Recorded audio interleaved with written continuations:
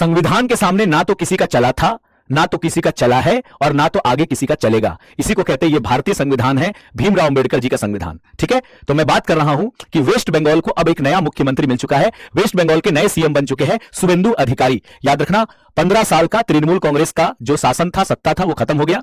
अब ममता बनर्जी के बाद अब शुवेंदु अधिकारी जो है वो आपके नए चीफ मिनिस्टर बन चुके हैं पश्चिम बंगाल के। कल यानी कि 9 मई को इनका शपथ ग्रहण समारोह है। ठीक है, तो इनके बारे में थोड़ा हम बात कर ले।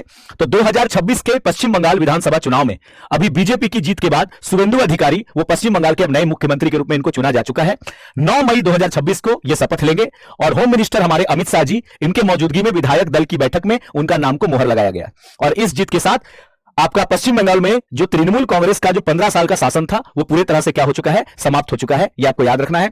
हम बात करते हैं इस चुनाव की सबसे बड़ी बात यह है कि इसमें जो शुवेंदु अधिकारी है उसने ममता बनर्जी के ही उनके गढ़, जिसका नाम है भवानीपुर, उनके सीट से उनको 15,105 वोट से हराया और फाइनली अब वो मुख्यमंत्री बन रहे हैं। आरएन रवि जो वर्तमान में वेस्ट बंगाल के गवर्नर है वो इनको शपथ दिलाएंगे। और इंडियन कॉन्स्टिट्यूशन का आर्टिकल 164 कहता है कि मुख्यमंत्री की नियुक्ति राज्यपाल करेगा। तो इनका अपॉइंटमेंट अब गवर्नर करेंगे कल शपथ ग्रहण के दौरान, और आर्टिकल 164 का हवाला देकर ये मुख्यमंत्री बन रहे हैं, याद रखिएगा। और कहा जाता है कि राज्यपाल, गवर्नर विधानसभा में बहुमत प्राप्त दल के नेता को ही चीफ मिनिस्टर के रूप में अपॉइंट करता है।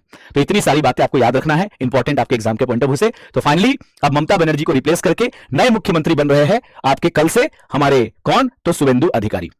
तो वेस्ट बंगाल को नया सीएम मिल चुका है, शुवेंदु अधिकारी। Thank you everyone, all the best आप सबको, बेस्ट ऑफ लक।